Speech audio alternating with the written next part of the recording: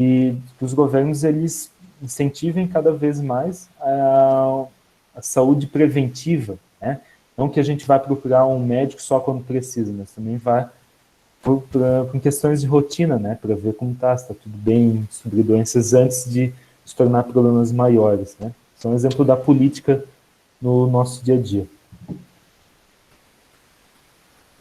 E a gente tem uma charge que, do exemplo que eu citei ali da Europa, né?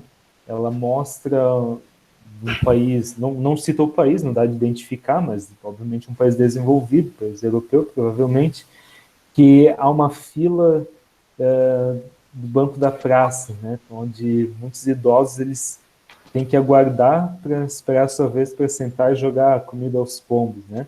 O cara está brincando com essa ideia, né, de que alguns países eles estão com uma população idosa muito elevada.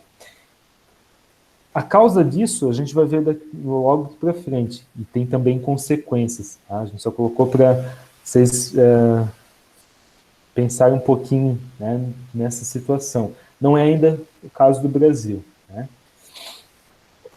Então, E print que a gente pegou... Pode falar. naquela imagem vai muito interessante, como até o professor Adilson colocou agora no chat. Quanto mais a pessoa vai ver, mais precisa pagar essa aposentadoria, que não vai influenciar a questão da previdência, a questão Isso. das aposentadorias, o planejamento que um país precisa ter para suportar, por exemplo, que a população idosa não é mais considerada um PEA, que é a população economicamente ativa. Isso vai daquela população que está ativamente ali girando o país, podemos dizer. Então, o país, quanto mais antigo tiver sua população, ele vai gerar certos problemas, não problemas, mas certas dificuldades se não tiver um planejamento decente para suportar isso. E também, se tiver uma população extremamente nova, ela também tem certos problemas com a falta de empregos, né? O desemprego pode se tornar muito alto. Só por questão de comentar. Pode passar, Essa continuar. reforma da Previdência é interessante também colocar, né? E ela não é a única, né? Essa que foi tão falada recentemente e aprovada, né? Mas a idade, como a gente viu lá antes no dado, a idade média que as pessoas viviam é 50 anos, mas um pouco mais, claro. Mas então a idade que elas se aposentavam, então também é muito cedo. Então tem casos, tem na minha família pessoas que se aposentaram com 41, 42 anos. Se for Imagina 42, hoje, né? Oi? meu pai se aposentou com 42. Então, imagina hoje com a expectativa de vida que pode viver facilmente ali até uns 80, 90 anos, talvez mais, se aposentou com 40 anos, vai viver até os 80, é 40 anos ganhando aposentadoria. Isso, né, o governo que paga, claro que é através de impostos, mas então é essa a preocupação, né, e a necessidade dessas reformas que acontecem. Agora falamos de algo interessante que estuda diretamente essa questão, né, da população, IBGE, Instituto Brasileiro de Geografia e Estatística, né? A gente na geografia fala bastante sobre ele. Isso daqui é uma imagem que eu peguei há pouco, pedi para o Ju colocar na apresentação. Isso eu peguei ia dar 19 horas, faltava 3 minutinhos. Olha a hora. Essa era a população atual brasileira, tá? 200, vamos arredondar, né? Eu vou colocar a numeração ali. 211 milhões de habitantes no Brasil. E nós já caímos uma posição nos países mais populosos, tá? O Paquistão, me corrigiu, o Paquistão passou a gente, né? É Passou. isso? Hoje a gente é o sexto mais Ou populoso. seja, nós éramos o quinto maior população do planeta, hoje é o Paquistão. E nossa população cresce, diretamente.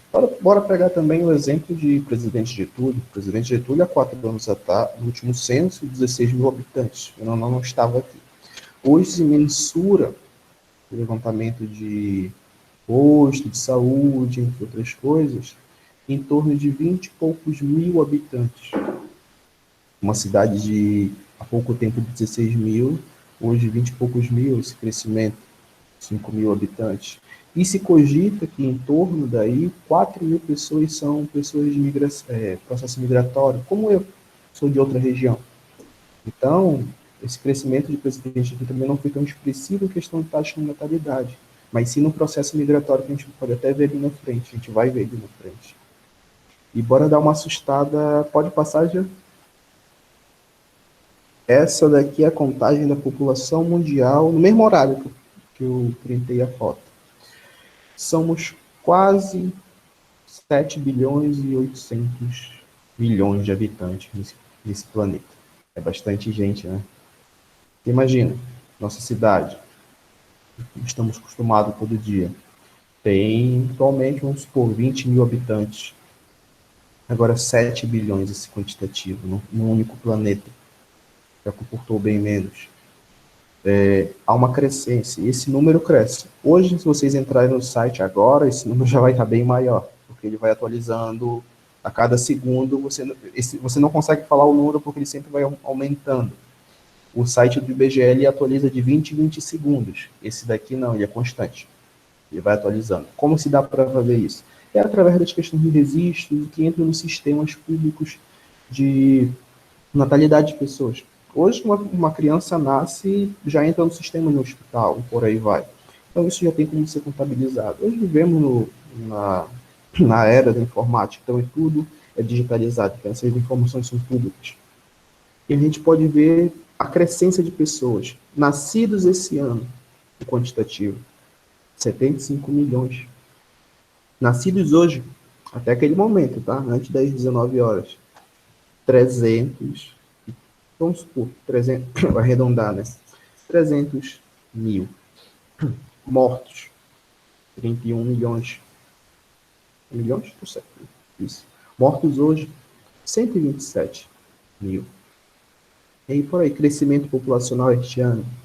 A gente tem os dados atualizados. Isso é bem interessante a gente fazer o comparativo, como a população cresce, como isso é acelerado no nosso planeta. E o gráfico que o Ju colocou anteriormente, nossa expectativa é de chegarmos a 19 milhões, 19 bilhões de habitantes nesse único planeta. A gente vai ver ali nas reformas futuramente essa questão dos recursos, que é muito bem trabalhado nessa questão de teoria demográfica, da necessidade de ter recursos para suportar essa população todinha. Então, é só essa questão que é bem interessante ser levantada. Algum outro professor para contribuir? Só lembrando que isso são projeções, né? Não são dados oficiais.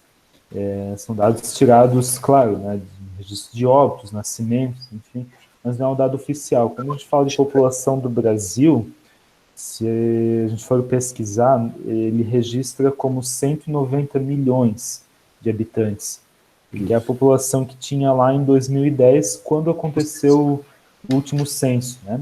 Então, o IBGE, Instituto Brasileiro de Geografia e Estatística, um instituto muito antigo, a função dele não é só fazer o censo, ele faz um grande levantamento de dados que vão servir, claro, principalmente para o governo, né, para saber como lidar com o país.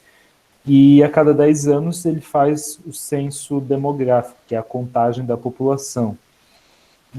Pessoas vão contratadas temporariamente, vão de casa em casa para pegar informações, né, não só de quantas pessoas vivem ali, mas se tem acesso à internet, se tem TV, se tem banheiro, né, quantos quartos tem, eles fazem muitas perguntas. Então, tudo isso serve para entender a nossa população. Ele aconteceu em 2010, então o dado oficial é de lá, 190 milhões. Então, somando ali 10 anos, esse ano era para ter acontecido o censo de 2020, para atualizar, né? Até foi aberto concurso, né, para quem quisesse trabalhar temporariamente, mas ele foi cancelado devido à pandemia, né? Ele foi cancelado, não, ele foi adiado para o ano que vem. Então, esse ano não vai ter o censo, ficou marcado para o próximo ano. Agora a gente vai trabalhar algo que vai estudar esse crescimento, né, gente? As teorias. A gente são as 4 principais, as 4 mais trabalhadas: malthusiana, neomalthusiana, reformista e ecomalthusiana, tá? São teorias, gente, que vão estudar como o porquê do crescimento, o porquê dessa movimentação de pessoas, quais são as tendências, cada período, cada uma vai retratar um período. Algumas vão ser aceitas por determinado tempo, vão cair por conta de alguns erros, podemos dizer. Todas são válidas, mas cada uma tem seus acertos e seus erros. Que elas são leituras, né? São Assim, leituras. como o mundo ele é dinâmico, ele muda. Hoje a gente tem muita tecnologia que facilita uma análise. Por exemplo, de onde que eles tiraram aqueles 20 bilhões que é para ter em 2050? Com base no número de nascimentos. Sabe-se, mais ou menos, né, a ideia que as pessoas têm de ter filhos ou não. Então, se tem uma ideia do que vai acontecer. Essas teorias elas são mais antigas, né? Tem até a data ali, século XVIII, século XX, pós-Segunda Guerra Mundial, década de 70 e 80. Então, é um período diferente, né? Sem tanta tecnologia. Então, eram leituras que pessoas fizeram, né? Do que imaginavam que ia acontecer com a população e com o mundo também, né? Bem isso. Por exemplo, bora falar da primeira teoria que vem estudar essa questão da população, né? A dinâmica populacional, a gente vê o tema da web. A primeira foi produzida por Thomas Malthus, okay? Um economista e pastor de meados da Revolução Industrial, aonde se fala, é uma teoria que está extremamente ligada ao pensamento capitalista da Revolução Industrial, onde ele vai pensar muito o crescimento populacional em inglês. E é característico principalmente do crescimento populacional em inglês. Eu estudo em cima da população inglesa, nesse período da Revolução Industrial, porém ela vai ser considerada para o mundo todo. E ela vai ser descrita para o mundo todo. Essa teoria, ela tem alguns pontos a serem criticados, que até a teoria reformista lá na frente, e o próprio Marx vai criticar alguns pontos, por ser uma teoria que vai defender muito o olhar capitalista, o olhar do patrão. Não é à toa que Marx era um economista nesse sentido. E o pensamento principal, a questão que ele defendia, é que deveria existir pobreza, deveria existir miséria. Por quê? Era uma necessidade de ter um equilíbrio. O controle populacional poderia ser feito através dessa diferença entre patrão e empregado. E havia necessidade natural de se haver uma miséria, uma pobreza, okay? Para que sim, a população não crescer tanto. Então a miséria era algo aceitável, de acordo com a teoria malthusiana. Okay? E também ela coloca bem, uma das grandes marcas dessa teoria é falar sobre a progressão aritmética e a progressão geométrica, aonde se considera na teoria malthusiana que a produção de alimentos ela é feita em PA. O professor Fábio está aqui, ele pode até explicar melhor essa questão da PA. E a produção e o crescimento populacional é feito em PG, progressão geométrica. Okay? E isso vai ser derrubado futuramente com as novas teorias. Isso são dois marcos muito interessantes. E há uma crítica muito interessante na teoria malthusiana feita por Karl Marx, aonde Marx considera que a culpa do pobre ser pobre não é apenas haver pobreza por controlar a população, não. Marx critica que a miséria acontece não porque tem que acontecer por ser natural para controlar a população, mas acontece por conta da desigualdade, distribuição de renda, das dificuldades, pelas diferenças entre patrão e empregado. Isso é uma das principais críticas. O pobre não é pobre porque quer ser pobre ou por a bênção divina, que você tem que nascer pobre ou você nasce rico. Não. Então, são críticas usadas na teoria malthusiana. Viu? Posso contribuir um pouquinho? Por favor. Uhum. Então, assim, falando um pouquinho da sociologia do Karl Marx, né? Então, ele tinha, sim, uma visão ali das classes sociais, das lutas sociais, né, do proletário e do burguês, e sim, ele era bem contra essas classes sociais, e como vocês já tinham comentado ali, né, que ele via uma forma diferente de uma sociedade, porém era difícil para aquela época, porque era o início ali das transformações capitalistas, o mercado de trabalho, eles estavam saindo ali do período medieval e eles precisavam de outras oportunidades. Então, sim, nesse tempo as condições de vida também não eram fáceis. Então, o Karl Marx, ele pensava assim, que era importante ter as lutas, ele era a favor da luta de classe, porque ele não era favorável somente o patrão poder ter as coisas, ele queria que todo mundo tivesse os mesmos acessos, né? Bem, isso, excelente, ótimo. E é principalmente em cima disso que é a crítica da teoria malthusiana, que ela vai muito ver o olhar apenas do patrão, o olhar do dono da empresa, o olhar do capitalista. Então, é muito como a teoria defende. Gil, quer completar? Alguém mais? Então, Malthus, ele fez essa leitura no século XVIII, né, época da Revolução Industrial, onde ele analisou, então, que a população estava crescendo mais do que a capacidade de produzir alimentos.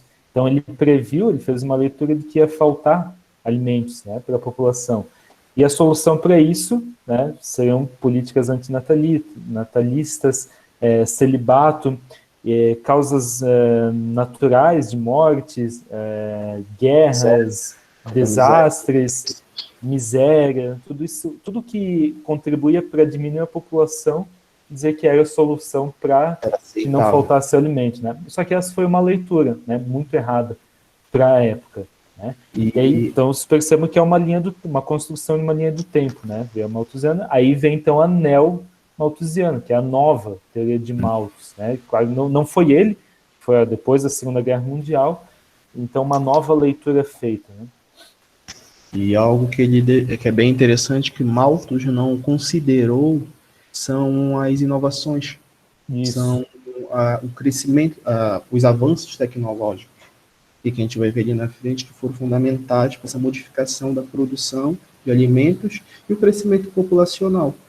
Okay? Enquanto lá se considerou um estudo que a produção de alimentos era feita em PA, progressão aritmética, na soma, se produz 1 mais 1, e o crescimento populacional em PG se multiplica a população, ele não levou em conta a questão de avanços. Por exemplo, a gente vai ver ali na frente a Revolução Verde, a produção, o aumento produtivo. Hoje é como se produz alimento em grande escala. Hoje, estudos falam que o ser humano não era para estar mais passando fome em alguns lugares. Hoje se produz alimento mais do que suficiente para a demanda do mundo. Porém, a questão do desperdício, ali que a gente pode ver mais na frente. A neo-malthusiana, ela vai ser como o Gil falou, não é feita por Malthus, ela é pós-Segunda Guerra Mundial, ok? Século XX, a gente pode ver que a teoria malthusiana perdurou por um bom tempo, por mais de um século, e a neo-malthusiana vai ser uma leitura de outros estudiosos em cima dela, vai ter algumas adaptações, ok? A questão da autonatalidade é a causa da pobreza. Eu até anotei assim, a questão que já fala, o excesso de filhos, você é pobre por ter muitos filhos. É a questão que é colocada. E a questão do controle é muito feito por anticoncepcionais, planejamentos de vida, no caso, muito... Políticas, né? Políticas públicas, que a gente pode falar até do caso da China. Pode ser citada a política do filho único, para se controlar a questão da população, que funciona onde o governo incentiva que a população, os casais, tenham um filho apenas. Por quê? Para se ter um controle do crescimento populacional, para não exceder. E muita coisa foi colocado também, porque muita coisa mudou. A revolução sanitária, por exemplo, a questão da qualidade de vida. Quando Malthus estudou em cima disso, em meados da Revolução Industrial, a qualidade de vida, a expectativa de vida eram baixíssimas por conta da estrutura das cidades. As cidades eram esgotos a céu aberto. Enquanto no século XX a gente vai ter algumas mudanças nesse sentido. A Revolução Sanitária, o pós-Segunda Guerra, muitos medicamentos vão estar sendo desenvolvidos. A questão de avanços na medicina vão favorecer muito. esse aumento da população, por conta que a população vai viver mais. E, enquanto na Revolução Industrial a gente vai ter uma expectativa de vida muito baixa. E nessa teoria neomalthusiana se defende muito essa questão de políticas anti, antinatalidade, como é a do filho único. E a gente vai ver futuramente que a China já está derrubando essa política, por conta da que a população já está envelhecendo bastante. Isso. Cada momento ele requer, né, uma solução, né? Então, a China precisou disso, né, criou essa política, era literalmente política de filho único, não podia ter mais do que um, ou coisas absurdas aconteciam, eles chegavam até a matar as crianças, caso nascesse mais do que um. Então, na neomalthusiana ali, pós-Segunda Guerra Mundial, há um momento também que é chamado de baby boom, né? Traduzindo, explosão de bebê. Guerra, explodiam bebês bombas, não é por aí, né?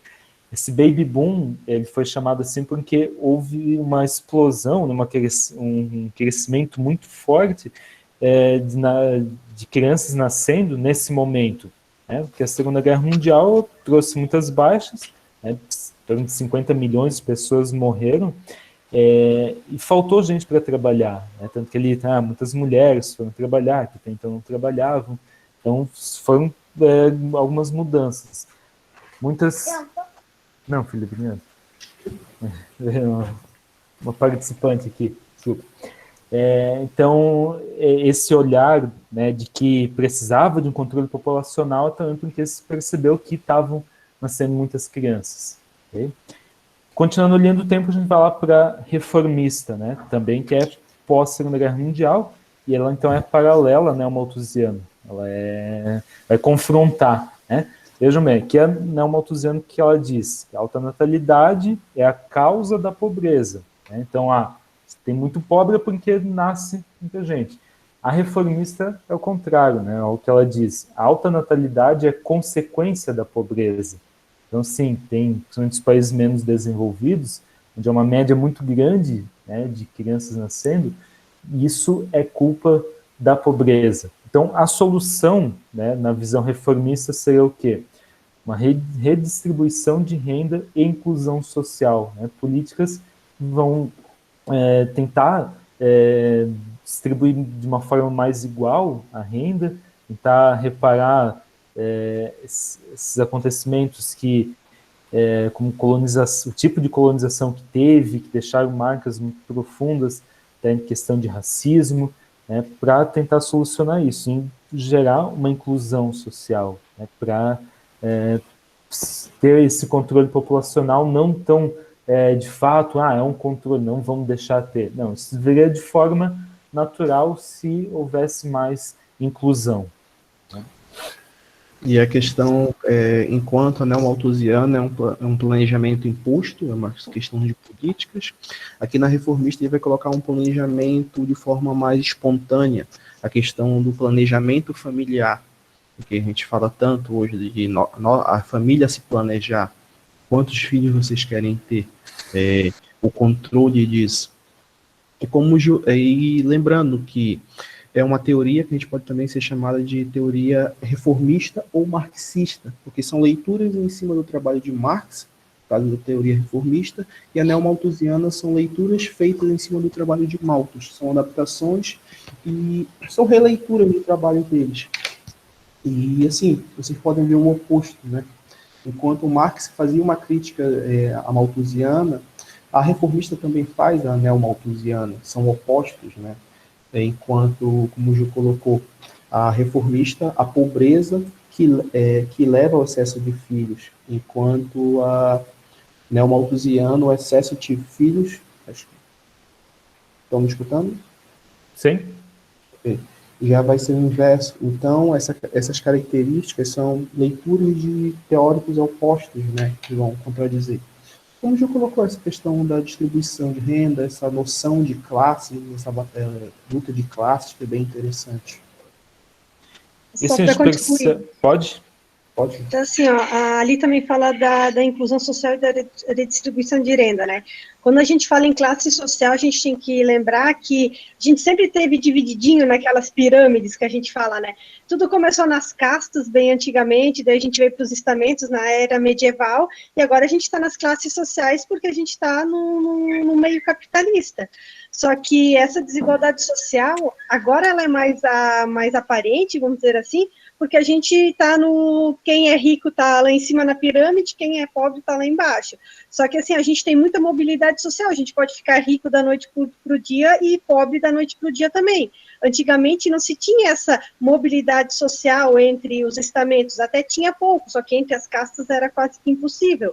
E só para complementar, o Karl Marx tem um livrinho que é bem interessante, que no segundo ano, se continuar assim, eu vou pedir para eles lerem, se chama O Capital em História de Quadrinhos, é a primeira parte. É bem fácil de entender, ele é 84 páginas em História em Quadrinhos, e ele é bem fácil de entender para conseguir compreender essas coisas básicas que o Karl Marx fala. Só que é interessante que essa desigualdade social ela é bem mais aparente agora, porque a gente tem as classes que a gente muda muito rápido, mas não significa que isso não ocorria. Isso sempre veio desde a história, só que é bem mais aparente agora, né? Uhum. Bem, isso, perfeito. E essa questão de natalidade, né, se alta ou baixa, meio que uma tendência natural, porque hoje no Brasil ela é baixa, né? Então, isso foi acontecendo de forma natural, que quem vai querer hoje ter 10 filhos como se tinha ali há 40, 50 anos, né, 60 anos atrás? Não é viável economicamente, né? Quem quer, almeja alguma carreira, não pode se dedicar a ela, né? Tem vários empecilhos que vêm com os filhos, então esse planejamento ele já vai acontecendo de forma natural. Nos países menos desenvolvidos, por exemplo, por que na África se tem tantos filhos ainda? Porque lá eles não têm uma perspectiva de vida.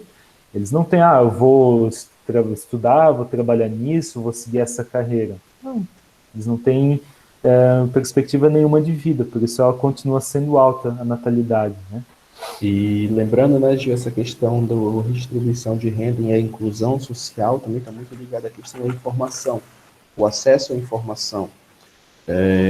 Enquanto geralmente pessoas, como falou, são de classes mais baixas, tendem a ter menos informações. E dessa maneira tendem a se planejar menos com a quantitativa de filhos.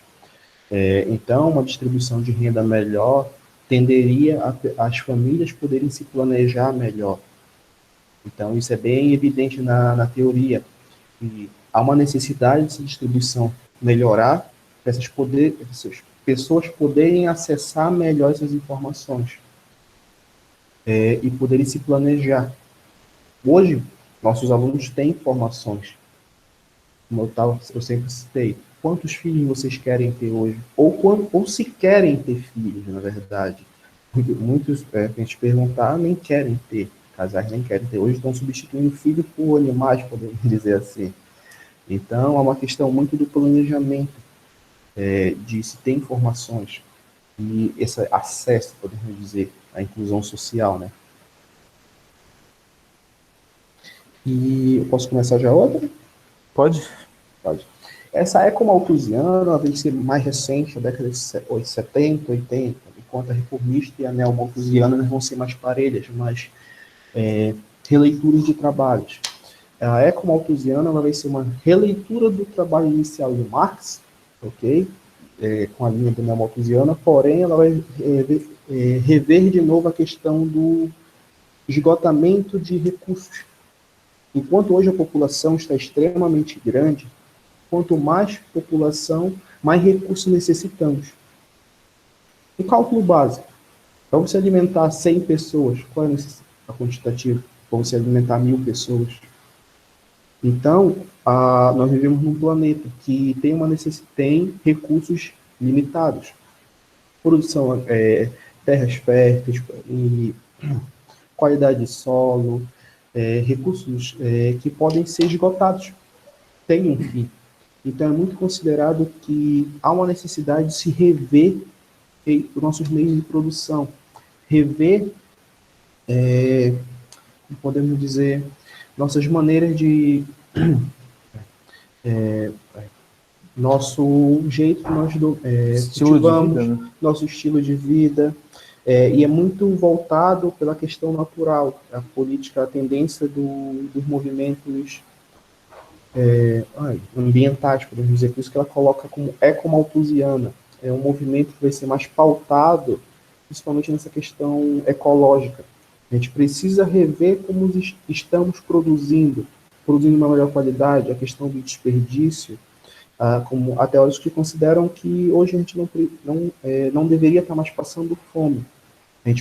Muitos passam fome pela questão da má distribuição de alimentos, aonde muitos desperdiçam em um lugar, enquanto outros locais há falta por conta de solos inférteis, desmatamento, questões ecológicas, podemos dizer. Ela é muito ligada a esse termo, a ecologia. Uhum. Tá, então a gente viu as 4 teorias, né, nessa linha do tempo, e aqui um resumo então de cada uma, né, a ideia principal malthusiana, os alimentos crescem em PA, né, progressão aritmética, e a população em PG, são geométricas. Então, mais população, menos alimentos, será um problema. Né? Na malthusiana, a culpa vai para os países pobres, né, por ter uma natalidade muito alta. Na reformista, a renda é sinônimo de informação, então quanto mais acesso à renda, automaticamente vai diminuir a natalidade como uma tendência natural. Na malthusiana, eu falo do desenvolvimento sustentável, né? A gente viver aqui, pegar o que é preciso, né, para sobreviver, mas pensando também nas gerações futuras, né? Então, claro que há muitas ideias em cada uma delas, a gente poderia ficar muito tempo debatendo elas, mas a gente tem mais assuntos, né? Aqui ainda nesse, uma charge mostra uma família muito humilde, pedindo esmola, né? Pelo amor de Deus, uma mulher está oferecendo anticoncepcional, essa é a esmola que ela está dando, né? Eu ia lançar o desafio para eles identificar, mas desculpa. Respondeu. Então, beleza. Podemos para frente. Perdão, já. Sem problema. Tem um momento de literatura que é uma sugestão para leitura, como estão em casa, tem tempo, né, pelo menos à noite, do escritor Dan Brown. Vocês devem conhecer ele, já ter ouvido falar, pelo menos até tem aqui em cima, né, autor de O Código da Vinci, o livro e o filme tão famoso, né, que popularizou ele, mas todos os outros livros deles são muito bons também. E esse que é o Inferno, ele tem uma temática bem interessante, ele vai falar muito disso que a gente vem conversando agora aqui, que é a superpopulação, né? Ele é bem malthusiano. Eu não vou contar o livro todo, claro, né, para não estragar o final, mas ele fala sobre o esgotamento do planeta Terra. E acho que né? tem muita gente, né, que vai consumir o planeta, e isso é um problema. Então, eles lançam um vírus para não matar a população, mas quem pegar esse vírus, que ele vai pegar, de cada 3 pessoas, uma pega. E essa pessoa fica estéril, ela não pode ter filhos. Então, 1/3 da população ficaria sem poder ter filhos, e isso ia controlar o aumento populacional. O que acontece daí para frente, aí, né, vocês vão ter que ler. Tem também o filme, mesmo nome, né, tudo, só que, né, quem já teve experiência de ler um livro e ver o filme que foi feito depois é muito decepcionante. Nesse caso aqui, também, porque eles mudam muito a história. Então, a sugestão é a leitura do livro. Mas se quiser ver o filme também, vale a pena. Mas se ler o livro, não vê o filme, que aí estraga.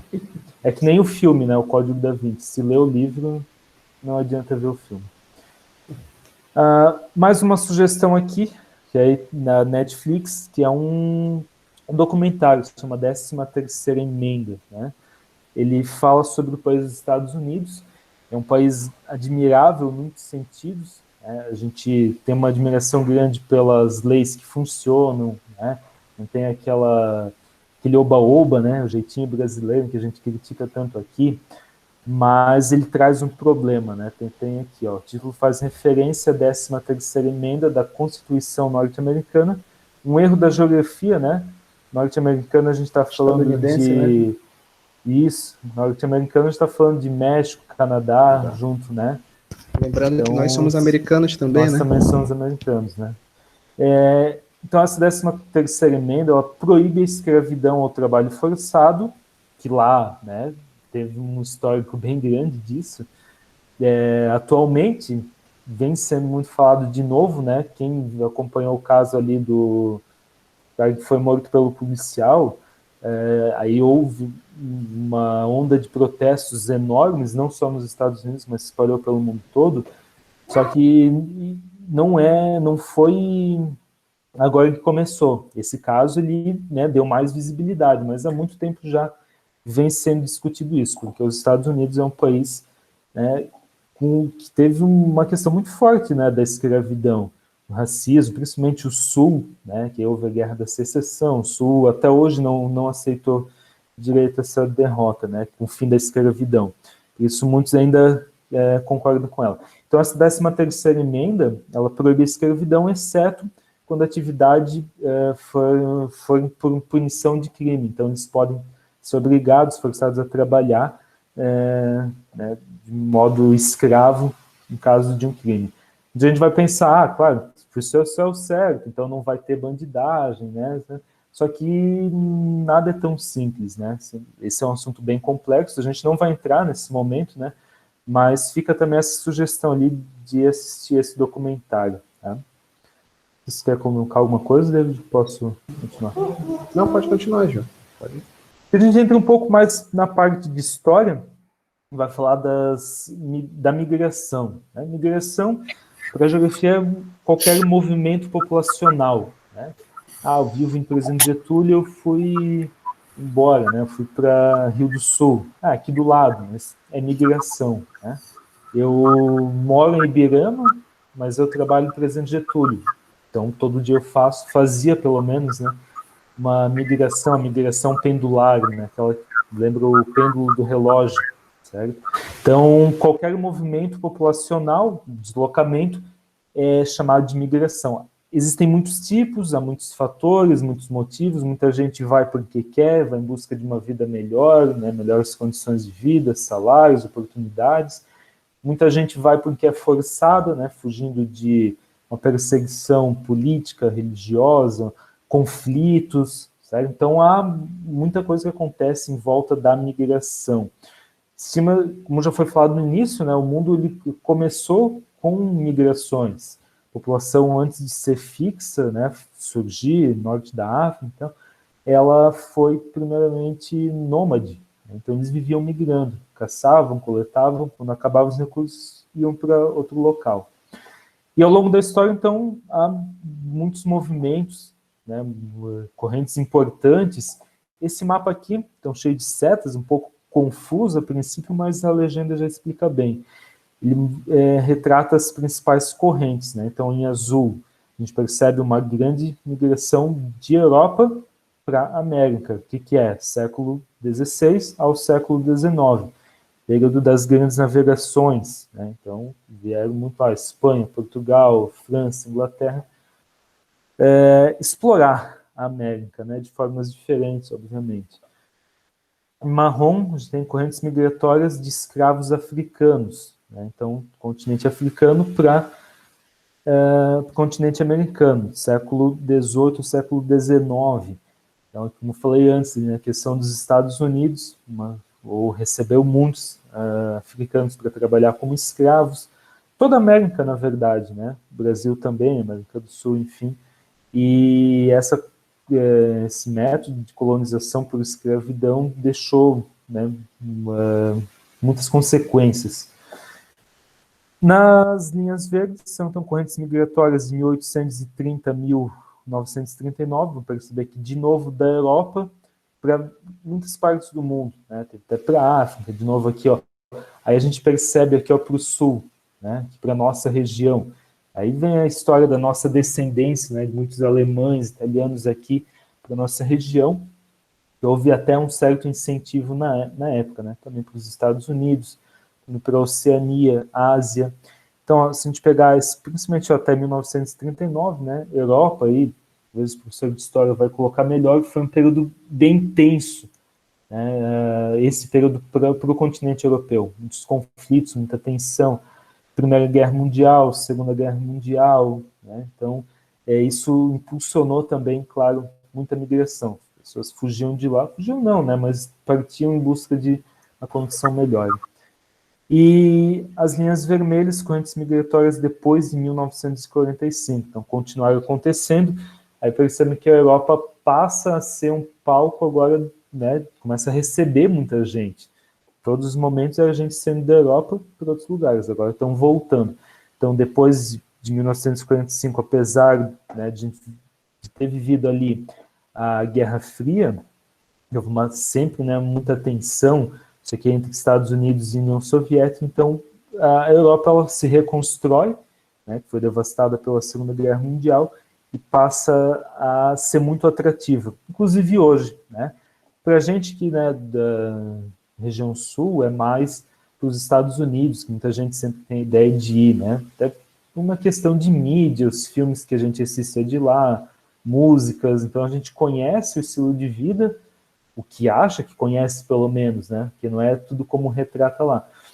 Há também dificuldades e acaba se encantando. E também para a nossa região, como eu já citei antes, há hoje uma tendência de sul para a Europa, por essa ligação histórica, né? Agora, se David, né, ou algum professor de história tiver ainda, quiser contribuir, usar o mapa, né? Ô, Gibran, boa Sim. noite a todos.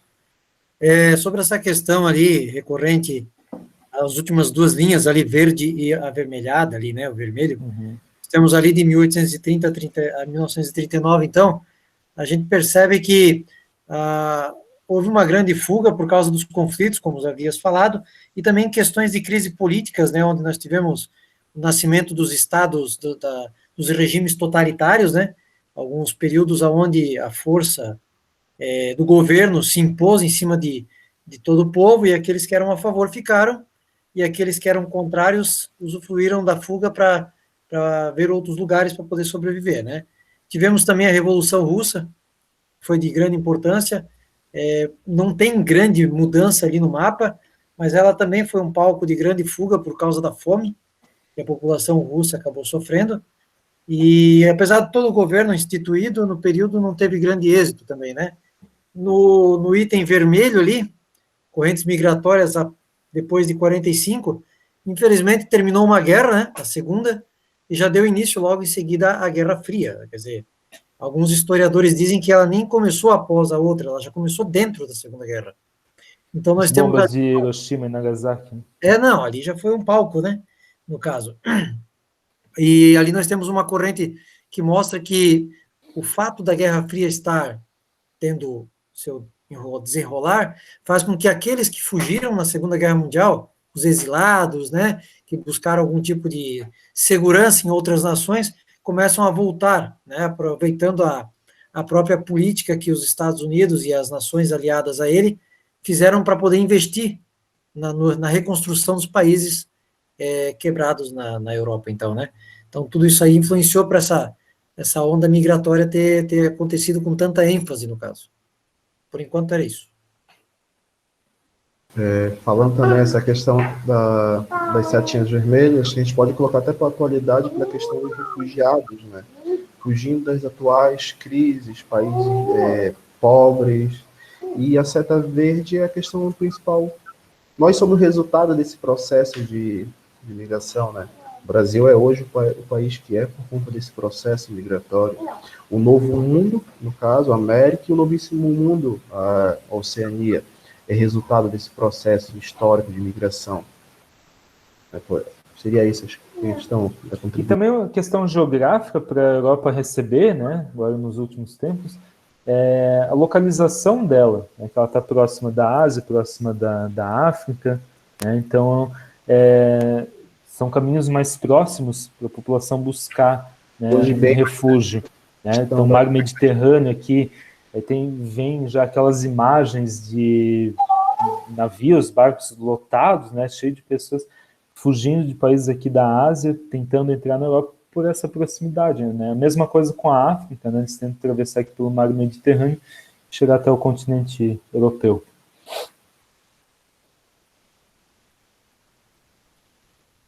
Maranhão?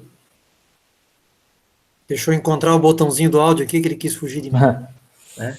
Bom, voltando a falar sobre essa questão, então, dinâmica populacional, movimento, né, de pessoas, a gente consegue colocar isso dentro da história em vários momentos, não só na Revolução Industrial, como foi citado pelo Gibran, nós também podemos colocar isso desde o início. Só um pouquinho, vou desligar. Tá. Volta lá.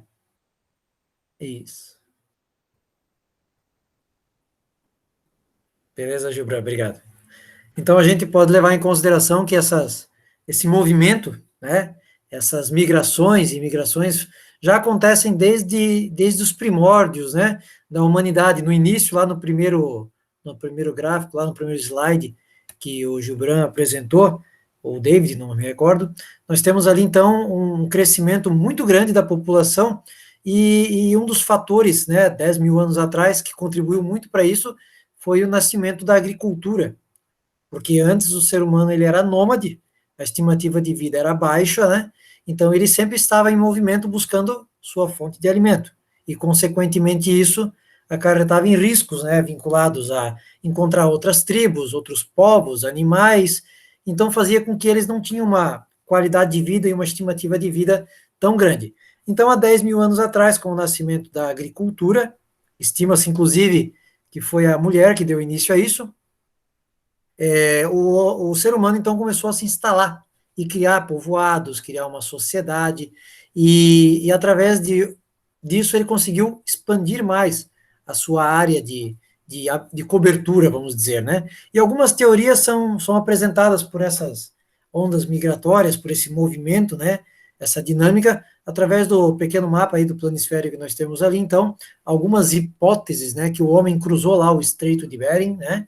E veio para a América, alguns foram para a Austrália ali, como mostra a seta vermelha, e uma outra hipótese bem provável, né, mas não descartada, é que o homem veio através de pequenas embarcações vindo pelo mar, né. Mesmo assim, diferente das propostas apresentadas, a gente sabe que foi uma grande caminhada, foi longo, e com isso ele foi, além de chegar a um ponto final, foi criando novos povoados, novos momentos, então o planeta foi se povoando automaticamente, né? Nem todos acompanhavam aquela onda migratória, uns ficavam, se estabilizavam, e assim iria acontecendo. Então, na opinião da matéria de história, essa dinâmica populacional já acontece ali, né? Aí tem a questão social, a questão política, a questão econômica, que é mais recente, que nós vamos ver mais para frente. Daí. Pode passar, Gibran. Aqui no Brasil, eu sempre gosto da ênfase no Brasil, até porque os alunos do segundo ano estudam bastante o Brasil, né?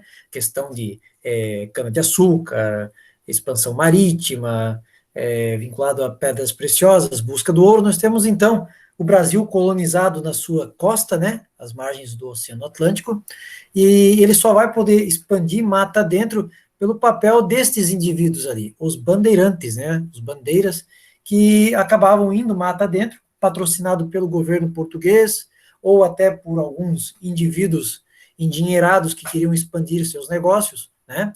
E esses bandeirantes, então, abriam trilhas, usufruíam da mão de obra do nativo, né, o índio, a fim de poder ter mais conhecimento da mata, então eles iam mata dentro, e andavam dias, paravam, formavam um pequeno ambiente, plantavam alguma coisa, porque eles sabiam que eles iriam voltar pelo aquele caminho.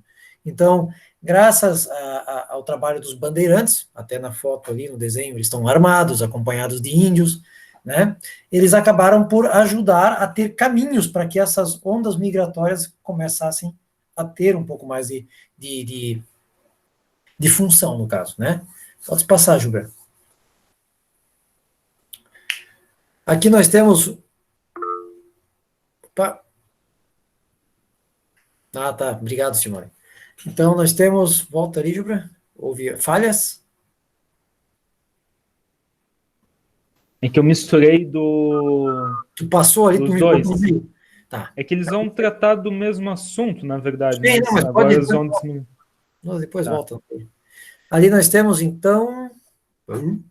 Ali. Nós temos ali, então, um exemplo bem comum, bem mais recente, né? Dessa onda migratória, dessa dinâmica populacional que a história trabalha, que é relacionada às riquezas do Brasil. A gente tem algumas literaturas, alguns filmes, né? Algumas questões vinculadas a isso. Um exemplo que tem ali pessoal indo em busca de um ambiente, né? Percebam que tem gente ali do sul, Santa Catarina, Minas Gerais, que eles vão para a Serra Pelada. O que tinha na Serra Pelada, né? Que no final a serra ficou pelada, porque limparam tudo, né? Então, no caso, eles estavam buscando riquezas, ouro, né?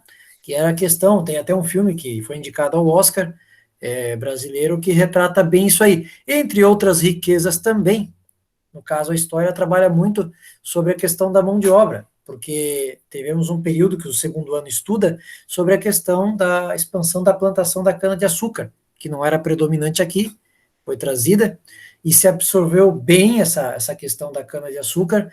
Então, essa onda migratória também vai acontecer, porque vão querer expandir todo e qualquer possível lugar para plantar no nosso país, né? Mas esse é um exemplo nítido aqui do Pará, aquele interesse grande na riqueza do Pará ali, e mostra o que nós sempre estamos movidos por algum motivo, né, que seria, no caso, algo que atrele riqueza para nós, né? É comum a gente ter interesse, eu particularmente, como, vou dar um exemplo particular, eu na minha vida, eu já morei em vários lugares, né, fiz umas 40 mudanças na vida, e sempre foi vinculados a algum interesse, ou acompanhar a família, ou ir em busca de estudo ou de trabalho. No caso do mapa ali, está vinculado à riqueza do ouro, né? Serra Pelada. E essa migração vai acontecendo por inúmeras outras questões. Na década de 80, inclusive, foi uma coisa bem comum as pessoas. Sim, sou um exemplo de nômade, Fábio. Na década de 80 era muito comum pessoas sair aqui de Santa Catarina e ir para o Paraná, porque sabia-se que tinha oportunidade de trabalhar no Paraná. Então as pessoas conseguiam. Hoje já não tem essa absorção. Uma outra fonte legal de estudar no segundo ano, em história, sobre a questão dessa dinâmica populacional, é entre os continentes, a expansão marítima, né? Onde a gente sabe que o ser humano ele tinha os seus receios em relação ao mar, mas através das embarcações, as caravelas, naus e entre outras, eles buscavam novos caminhos, novas rotas, e, consequentemente, com isso, eles acabavam espalhando um pouco mais o povo, e formando novos povoados, e com isso, então, expandindo mais a questão da miscigenação de culturas e assim por diante. Temos que lembrar também, foi falado ali sobre questões de guerras e tal, tivemos epidemias também que, por causa desse momento, acabaram se espalhando pelo mundo, né? Nós temos aí a peste negra, então, hoje o que nós estamos vivenciando, vinculado ao coronavírus, não é uma novidade para o ser humano, né? Mas é uma coisa que nós estamos vivenciando hoje. Deixa eu ver se eu não esqueci de mais nada, Bandeirantes. Sobre a Revolução Industrial, tens algum outro slide ali para mim, Gil Branco, que eu tinha passado? Isso, acho que serve, né? Aqui o mapa é recente, mas mostra ali os principais fluxos migratórios, de 99 a 2004, então as setinhas vão pulando, a gente vê que elas não vão tão longe, ok? As últimas vão ser depois de 2004, né? Pessoal vindo do norte para cá, exemplo o professor David, né? Um representante nato da questão, em loco, né? Então a gente vê que essas migrações acontecem por quê? Porque nós temos a questão econômica e social, né, a distribuição de renda, a busca de oportunidade, aonde então nós temos ali empenhada no todo mundo a Revolução Industrial, que faz essa mudança com a abertura das indústrias, né, a manufatura se transforma em maquinofatura, aquele produto utilizado, feito com a mão só, manualmente, começa a ser feito através de uma indústria, né, é nascido uma linha de montagem e assim por diante. Então, uma das principais migrações que vai acontecer, um movimento, vai ser a questão do êxodo rural, a saída de quem estava no campo para a indústria, né? Vai se moldar toda uma nova cultura. Quem mora no campo não ganhava por mês, quem mora na cidade vai ser um assalariado, vai formar uma classe. A professora Débora depois até quiser explanar, né, sobre a questão da luta de classes. Então, quer dizer, toda uma configuração do nosso mundo, do nosso país, acaba acontecendo, né? Aí, consequentemente, com todo esse fluxo migratório relacionado à questão da indústria, da oferta e procura da mão de obra, né? Vai começar a também mudar muita da característica do nosso povo vinculado à qualificação, ao lado negativo, que é o excesso populacional nas cidades, né? Ao crescimento de problemas, né? Saneamento básico e assim por diante, né? E, consequentemente, como tem falado ali o Gilbran e o professor David, a questão da formação da família vai se moldando, vai se tornando diferente, ela vai se comprimindo, né? Mas talvez muitos podem fazer uma pergunta: se está tendo menos filho, por que está se aumentando tanta população no mundo, né? A perguntinha é legal, e eu até me assustei hoje com tanto de gente no mundo, mas tá. Seria isso da minha parte. Tens mais alguma coisa ali para mim, Gilbran? Não. É isso aí. Obrigado a todos. Não, é isso. Agradeço as perguntas, se tiver. É bem interessante. Pode voltar aquela do Brasil, Gil, para mim, por favor? Pode ser essa. Assim, esses fluxos migratórios são ciclos, né? Bem interessante, como o Maroney explicou assim bem, colocou perfeitamente. Esses ciclos nós tivemos, por exemplo, a gente pode citar o ciclo da borracha no Brasil, a migração dos povos da região Nordeste para a região Norte por conta de uma demanda de produção, okay? Para uma questão de exportação da borracha. A questão do êxodo rural, a saída do campo para a cidade, a gente pode explicar muito bem com o crescimento, a industrialização de São Paulo, a industrialização do Brasil, onde a gente tem Brasília sendo o centro da migração do Brasil, vindo pessoas de todas as regiões brasileiras. E isso influenciou muito grande, tem uma influência muito grande. A questão também da Serra Pelada, que até hoje foi o maior garimpo a céu aberto do planeta, que é considerado formigueiro humano, com trabalho recursos naturais. Com o segundo ano a gente aborda bastante essa questão. A construção de Brasília também, a demanda que se teve, as cidades planejadas criam uma grande demanda. E hoje, como o Maranhão citou, eu sou um exemplo disso também, esse fluxo migratório. Okay? Por que uma pessoa sai de um local onde ela nasceu, onde ela foi criada, para se adentrar a outro local? Bora pegar o exemplo dos antepassados da região aqui. Nossa, é uma região, questão colonial, até recente. Eu venho particularmente de uma cidade que tem 436 anos, a cidade mais velha do norte do Brasil. Vim para uma cidade que tem, me corrijam, 116? Vai fazer? É isso? É nessa faixa. Então, a questão o que deu ali, a questão da oportunidade. O ser humano sempre vai tender a ir para onde tem-se melhor oportunidade, recursos. Porque as maiores cidades, os maiores aglomerados urbanos estão geralmente no litoral, por conta do recurso hídrico. O ser humano, historicamente, ele sempre esteve próximo de água. Se a gente for ver as principais cidades brasileiras, estão encontradas aonde? As principais capitais, São Paulo, Rio de Janeiro, Santa Catarina, Floripa, okay? Porto Alegre, okay? Salvador, Fortaleza, Belém, e entre outros, todos localizados no litoral, grandes aglomerados urbanos. As 13 colônias nos Estados Unidos é um exemplo disso também. Okay?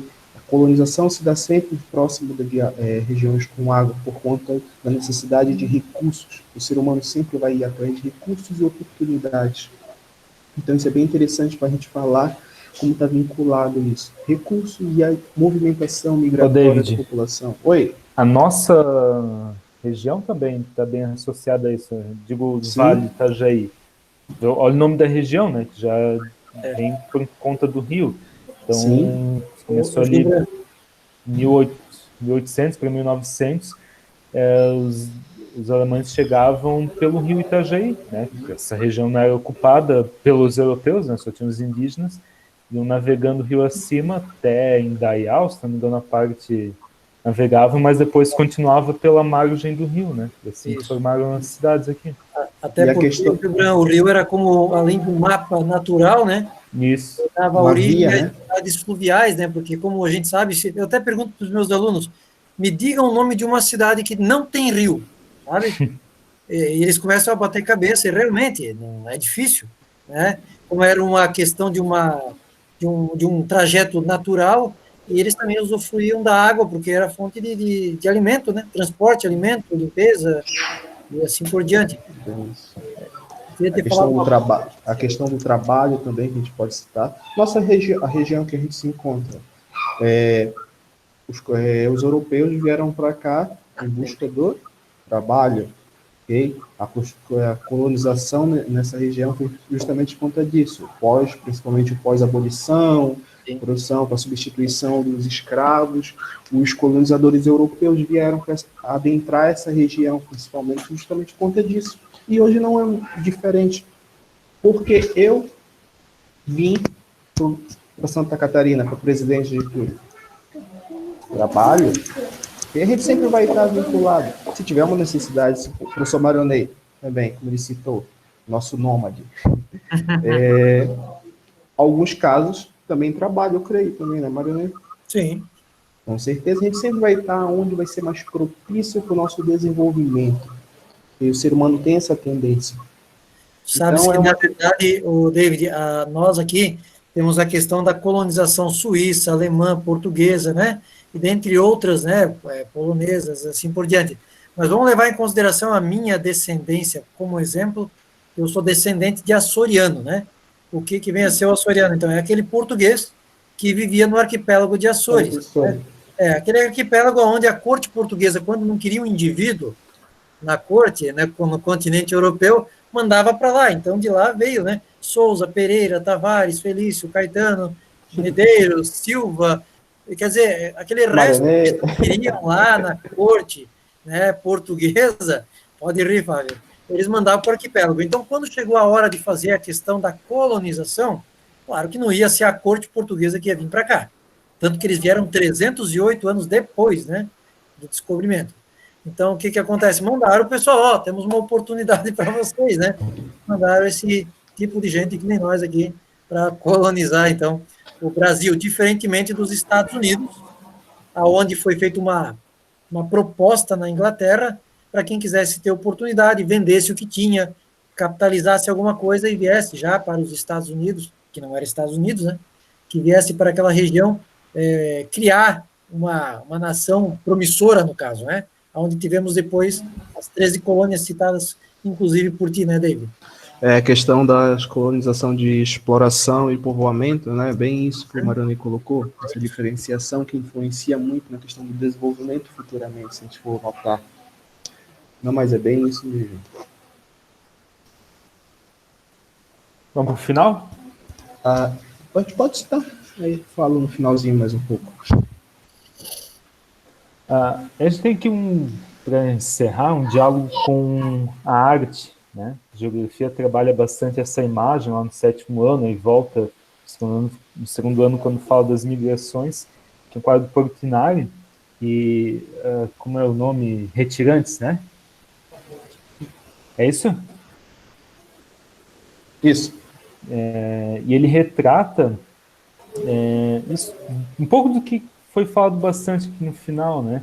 Que é as motivações desses movimentos migratórios. Então aqui, claro que ele pega um caso bem específico do Brasil, algo que ficou bem estigmatizado, né? Que é a região nordeste, principalmente para o sudeste, muito retratado em filmes, músicas, né? Tem até uma sugestão de música que retrata isso, que é Cidadão, Zé Ramalho, fala das dificuldades, né, que eles encontram. É uma grande expectativa, né, de encontrar uma qualidade melhor, só que quando chegam na região sudeste, no sul, encontram muitas dificuldades também, né, como até o desemprego, as moradias precárias, sobram as piores escolas para os filhos, regiões mais marginalizadas, né? Enfim, então esse quadro ele tem um aspecto bem triste, né? Uma família com muito sofrimento em busca de algo melhor, né? Então, essa arte tem esse papel também, né? De mostrar não só os quadros, pinturas, mas música, cinema, vários tipos de artes representam isso, né? Tem mais uma sugestão de filme, só para encerrar aqui. Eu esqueci de colocar no slide, que é um filme nacional, Jean Charles, com Celto Mello. Ele conta a história, uma história que realmente aconteceu, de um brasileiro que foi para a Inglaterra, né, pelos mesmos motivos de sempre, né, buscar uma qualidade melhor, acumular dinheiro, então se ganha bem mais, né, então, muita gente vai para lá, acumula dinheiro, volta, né, manda o dinheiro aqui para a família, e eu já posso contar a história, que ela é bem conhecida. Ele foi confundido com um terrorista, e a polícia de lá é um pouco diferente, né, eles atiram antes para perguntar depois, e acabou sendo morto pela polícia, por confundirem ele com um terrorista islâmico.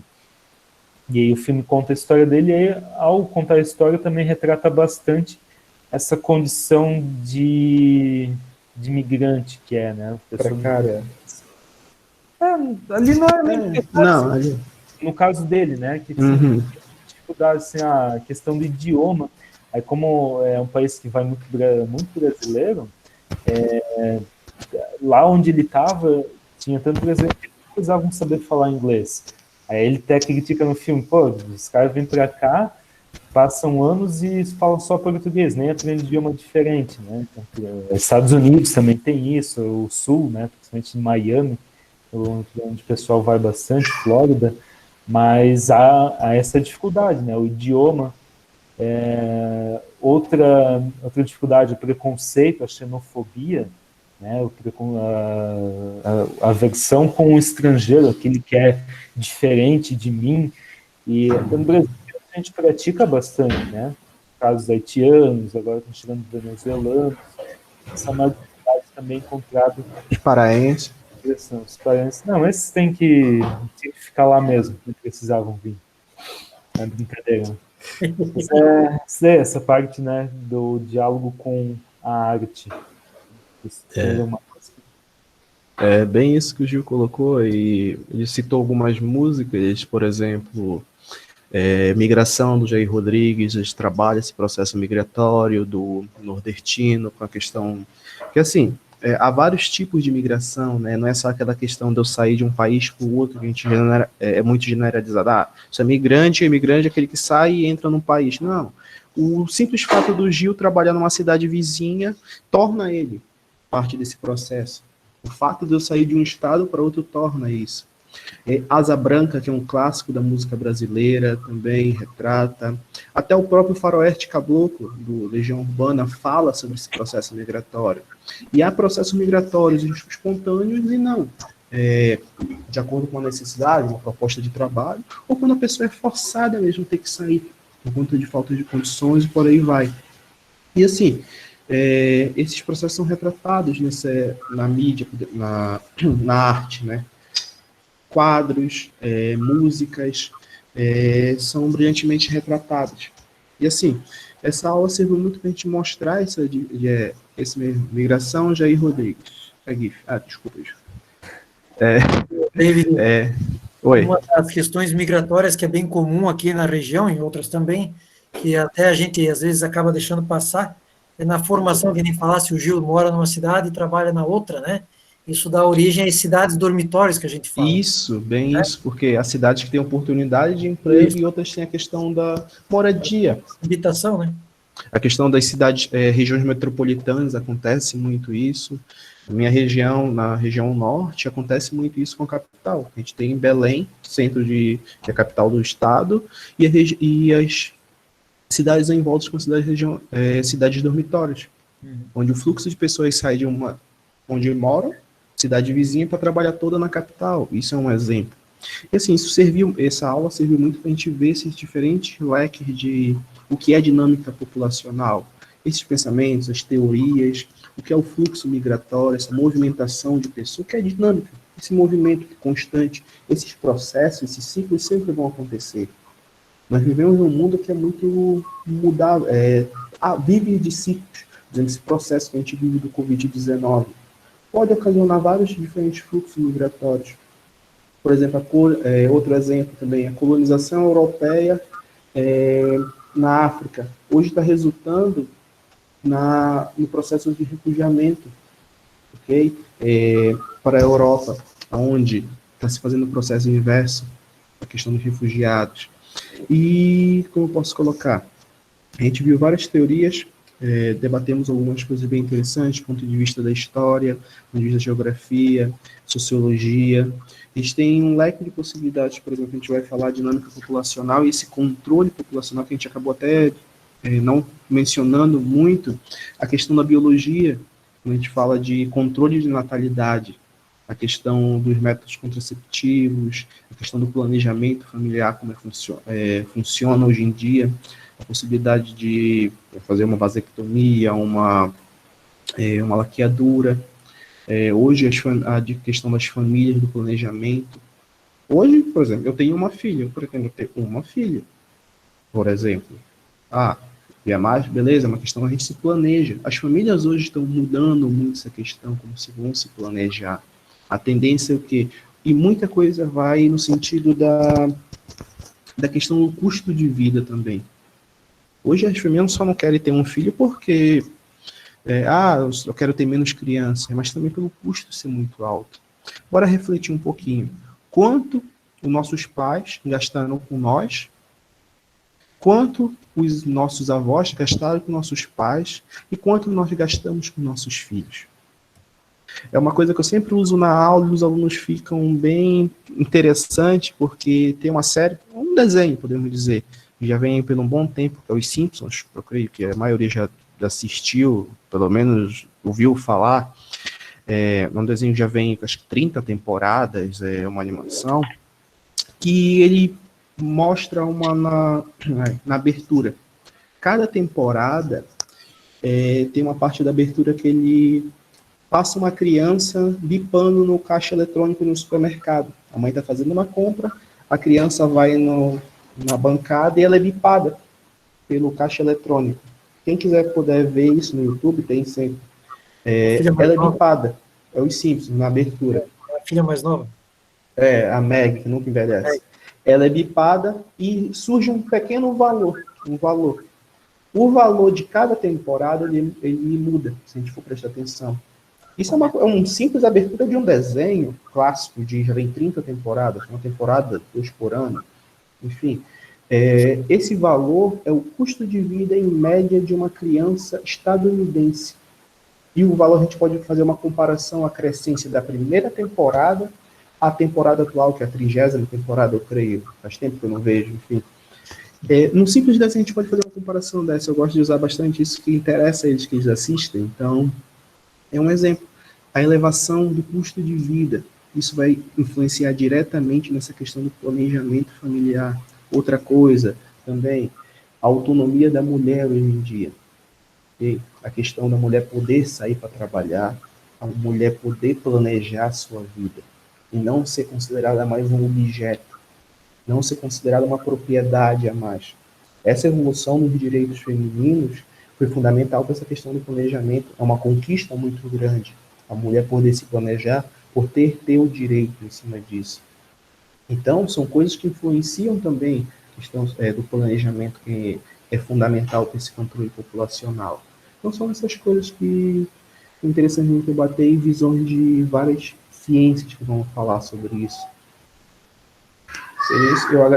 Acho que para finalizar minha fala, não falar, eu agradeço a participação de todos os professores, a contribuição, os alunos conseguiram ficar tudinho, alguns saíram, mas conseguiram pegar ali. Infelizmente, a gente não teve muito aquelas perguntas que a gente teve ontem, mas foi válido, sim, a gente ver esse ponto de vista de várias ciências.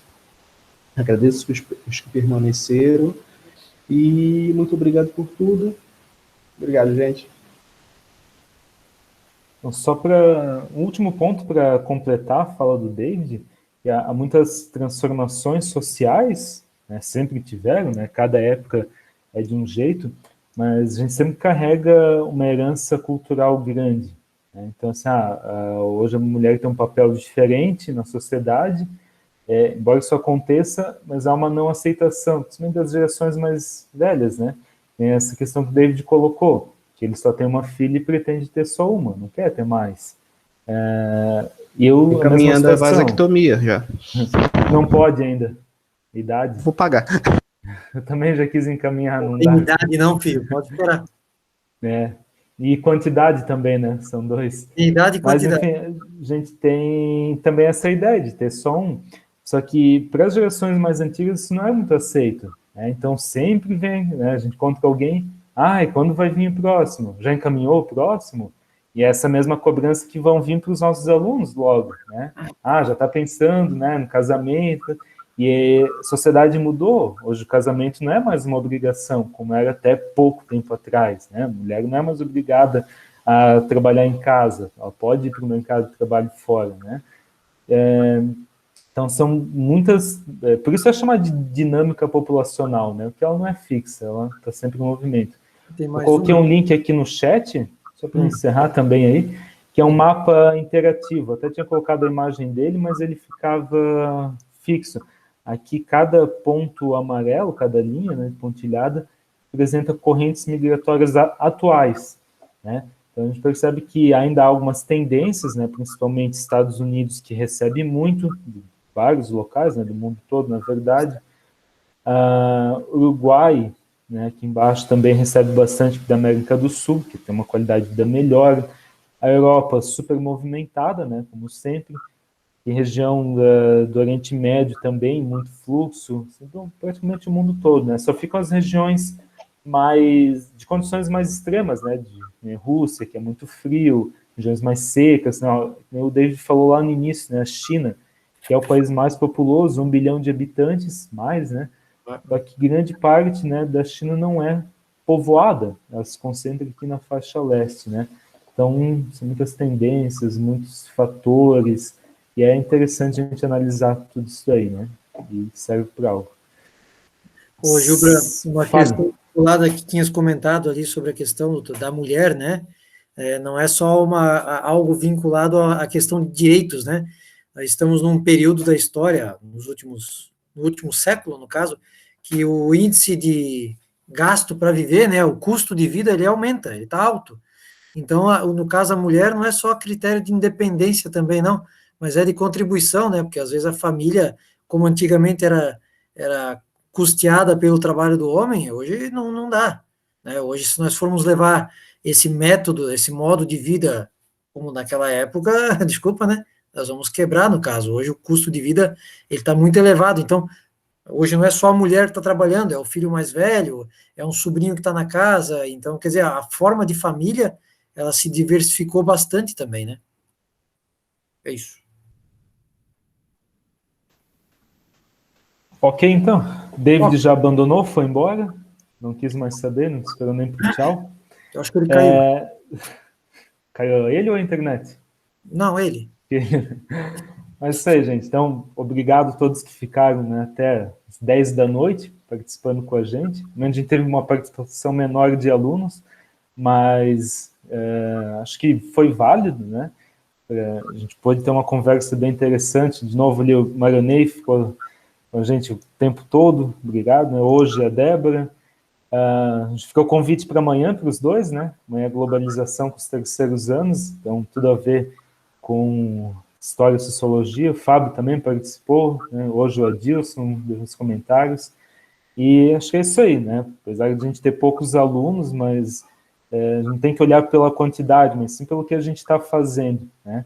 Talvez começar em outras disciplinas também, né? A gente fica aberto ali aos convites também, é que a gente tem ideias já de fazer mais daqui para frente. Talvez diminuir um pouco a quantidade, né? Para não se estender tanto, ser mais rápido. Mas é isso aí. Então, obrigado a todos. Né? Gilbran, só para dar um ênfase aos alunos, para eles entenderem, né, que muitas aulas eles falam, o que uma matéria tem a ver com a outra, né?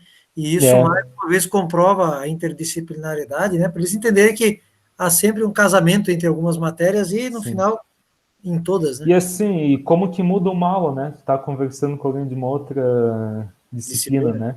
Abre o E olhar. ontem ficou, a gente estava falando no início, antes de começar a reunião, né? Como que a Marileusa contribuiu muito, né? Com a parte da biologia. Na geografia é muito superficial aquela parte, aí tem um outro lado histórico, e hoje é a mesma coisa, né? A gente olha mais a migração em si, as tendências lá, mas aí tem todo o contexto histórico, social por trás disso, que se tiver alguém junto, a aula muda, né? Bem interessante. Valeu. Valeu. Boa noite a todos e parabéns pelos envolvidos. Isso, Muito Gil, obrigado. apresenta de novo só para mim o... Esse mapa? Ou... Não, o slide, o último, slide? eu coloquei uma coisinha lá agora. Slide. O último agora.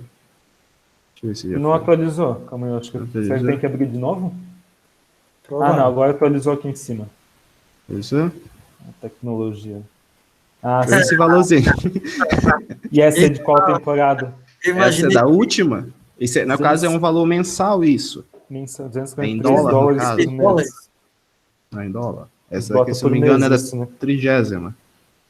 Os mais atuais. Tá louco? Mas se eu não me engano, na primeira é 100 e uma fração. É 100 e pouco. Dólares, no caso, né? Ah, mas é pouco então, que se fosse converter em real, né? Se fosse pegar uma situação do Brasil, né? É o Anos valor atrás, médio, não tinha né? real ainda, né? Mas, não sei, ia ser muito baixo, né? Se comparado com hoje. A questão é... Mas tá. Então é isso, gente. Muito obrigado a todos. Fica o convite para amanhã, ok? E muito obrigado e boa noite a todos. Tchau, tchau, gente. Boa noite. Bye, bye.